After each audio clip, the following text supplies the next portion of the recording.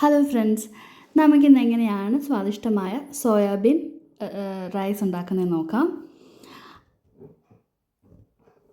അതിനുവേണ്ടി ഞാൻ എടുത്തിരിക്കുന്നത് 2 ഗ്ലാസ് ബസ്മതി റൈസാണ്. 5 ഗ്രാമ്പു, ഒരു ചെറിയ കഷ്ണം പട്ട. ഇനി ഇതുപോലെ നമുക്ക് റൈസ് കഴുകിയിട്ട് കുക്കറിലേക്ക് ആഡ് ചെയ്തിട്ട് ഇതുപോലെ പട്ടയും ഗ്രാമ്പും ചേർത്ത് കൊടുക്കാം. ഞാൻ ഒരു 1/2 ടേബിൾ സ്പൂൺ ലൈം ജ്യൂസും കൂടി ചേർക്കുന്നുണ്ട് ഇതിൻ്റെ കൂടെ. 1 ഗ്ലാസ് അരിക്ക് 1.5 ഗ്ലാസ് വെള്ളം എന്ന അളവിലാണ് ഞാനിവിടെ ചേർത്ത് കൊടുത്തിരിക്കുന്നത്. 1 സ്പൂൺ ഉപ്പും കൂടി ഞാനിവിടെ ചേർക്കുന്നുണ്ട് ഈ സമയം. എന്നിട്ട് പതുക്കെ ഞാൻ മിക്സ് ചെയ്ത് കൊടുക്കുന്നുണ്ട്. 8 മുതൽ 10 മിനിറ്റ് വരെ കഴിയുമ്പോഴത്തേക്കും റൈസ് വെന്തിട്ടുണ്ടാവും. നമുക്ക് അപ്പോഴത്തേക്കും ഇതുപോലെ സ്റ്റെയിനറിൽ സ്റ്റെയിൻ ചെയ്തെടുക്കാവുന്നതാണ്. 200 ഗ്രാം സോയ ചങ്ക്സാണ് ഞാനിവിടെ എടുത്തിരിക്കുന്നത്. ഇത് അരമണിക്കൂറോളം വെള്ളത്തിൽ കുതിർത്ത് വെച്ച് നമുക്ക് ചെറുതായി ഇതുപോലെ അരിഞ്ഞെടുക്കണം. ഇനി ഇതിലേക്കുള്ള ഇൻഗ്രീഡിയൻസ് നമുക്ക് തയ്യാറാക്കാം. അതിനുവേണ്ടി ഞാൻ ഇവിടെ എടുത്തിരിക്കുന്നത് 4 വെളുത്തുള്ളി, 1 തക്കാളി, 2 സവാള അരിഞ്ഞത്, 4 പച്ചമുളക് അരിഞ്ഞത്. തയ്യാറാക്കാനുള്ള കടായി ഞാൻ ചൂടാക്കാൻ വെച്ചിട്ടുണ്ട്. ഇത് ചൂടായി കഴിയുമ്പോഴത്തേക്കും അതിലേക്ക് 4 മുതൽ 5 ടേബിൾ സ്പൂൺ വരെ ഓയിലാണ് ഒഴിക്കേണ്ടത്. ഓയിൽ ചൂടായി കഴിയുമ്പോൾ നമുക്കിതിലേക്ക് നേരത്തെ തയ്യാറാക്കി വെച്ചിരിക്കുന്ന ഗാർലിക് ചേർക്കാം. ഗാർലിക് നന്നായിട്ട് സല്യൂട്ടായി കഴിയുമ്പോൾ നമുക്കതിലേക്ക് പച്ചമുളക് ചേർക്കാവുന്നതാണ്.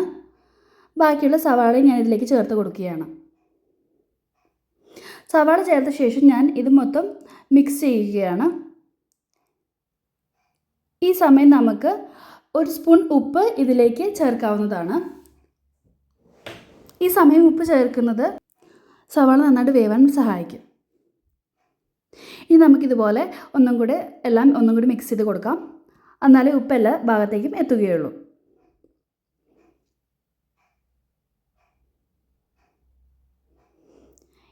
സവാള നന്നായിട്ട് വെന്തിട്ടുണ്ട്. ഇനി നമുക്ക് മസാലാസ് എല്ലാം ചേർക്കാം. ആദ്യം ഞാൻ തന്നെ 1/2 സ്പൂൺ മഞ്ഞൾപ്പൊടി, 1 സ്പൂൺ മുളക് പൊടി,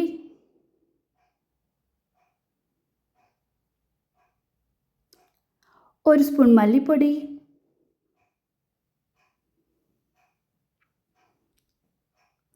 1 സ്പൂൺ ഗരം മസാല,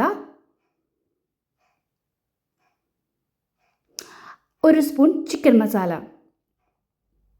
ഇതെല്ലാം നമുക്ക് ചേർത്ത് മിക്സ് ചെയ്യാവുന്നതാണ്. ചിക്കൻ മസാലപ്പൊടി ഓപ്ഷണലാണ്. നിങ്ങൾക്ക് താല്പര്യം ഉണ്ടെങ്കിൽ ഇട്ടാൽ മതിയാകും. ഇപ്പോൾ പതുക്കെ ഞാൻ ഇത് ലോ ഫ്ലെയിമിലാണ് ഇപ്പോൾ വെച്ചിരിക്കുന്നത്. ഞാൻ പതുക്കെ ഇത് മിക്സ് ചെയ്ത് കൊടുക്കുകയാണ്, കാരണം അടിക്ക് പിടിക്കാതിരിക്കാൻ. മസാല എല്ലാം നന്നായിട്ട് മുരിഞ്ഞിട്ടുണ്ട്. ഇനി നമുക്ക് ഇതിലേക്ക് നേരത്തെ തയ്യാറാക്കി വെച്ച, നമ്മൾ സോക്ക് ചെയ്ത് വെച്ച സോയാബീൻ ചേർക്കാം.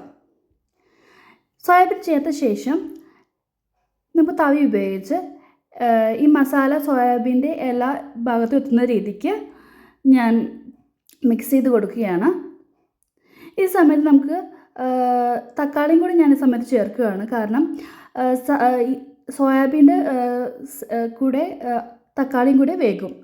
രണ്ടും ഏകദേശം ഒരേപോലത്തെയുള്ള വേവാണുള്ളത്. ഇപ്പോൾ തക്കാളി മസാലയോടൊപ്പം ചേർക്കുന്നവരുണ്ട്, പക്ഷേ ഇതാകുമ്പോൾ കുറച്ചും കൂടി ആ ഒരു രുചി സോയാബീനിലേക്ക് പിടിക്കും. ഇപ്പോൾ സോയാബീൻ വെന്തിട്ടുണ്ട്, സോയാബീനും തക്കാളിയും വെന്തിട്ടുണ്ട്. ഈ ഒരു സമയത്ത് അടിക്ക് പിടിക്കാതിരിക്കാൻ പ്രത്യേകം ശ്രദ്ധിക്കുക.